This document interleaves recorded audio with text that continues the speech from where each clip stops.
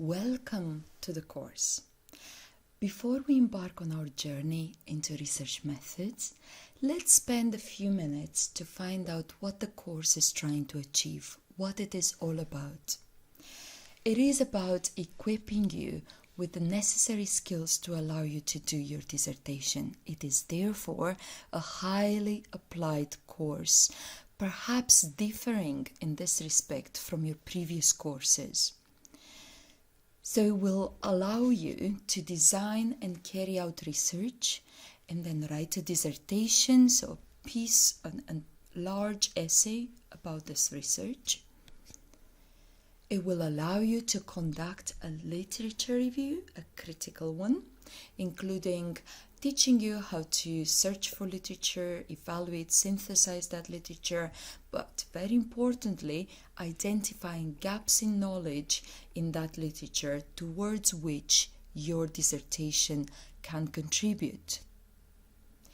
It will teach you to identify a research topic, aim, and objectives, starting from that gap in literature, or a research topic, aim, and objectives directly contributing to that gap in knowledge.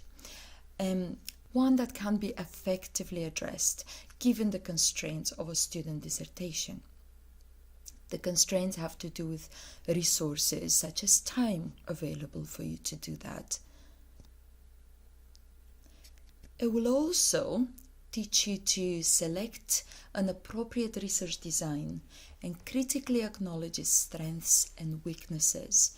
Every research design has its own strengths and weaknesses, and it isn't about necessarily eliminating them all. It is about learning to communicate them, making those biases clear upfront. It will also inform the way you could adjust your chosen research design to suit those practical and, in some cases, ethical constraints of the dissertation project. And finally, it will help you design and implement a rigorous overall plan for how you might collect and analyze your data, leading to credible conclusions. There are things behind every one of these words, things that will become clearer as the course progresses. For example, what credible conclusions are. They're not just any conclusions, they need to be credible. Now, we've been talking about dissertation.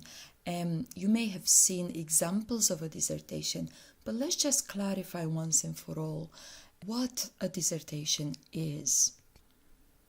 It is a distinct and substantial piece of written work, reporting on a piece of research. It is distinct because it is original. It is substantial because it is large. It reports on your research question, aim, and objective, either singular if it's just one of each, or plural if it is more. Remember, the research question developed in accordance with a real gap in the literature. It reports on the literature to which this research question, this research aim contributes, and on literature on which it is based. Reports on the research design through which it is conducted, so the how question, how that research was conducted, once you have identified the main aim. And finally, and of course one without which no dissertation will ever exist, the findings of your research, any implications, any limitations, any ethical considerations associated with the way in which those findings were derived. Now, let's try and see research in a wider perspective, because research is not to do exclusively with your assignments or even dissertation. It has to do with your life. Have a look at the photo on your left. What do you think the boy is doing?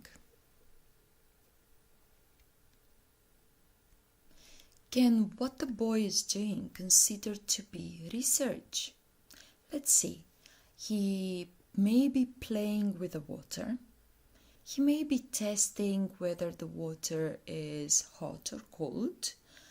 He may be simply curious about the way it splashes against the sink.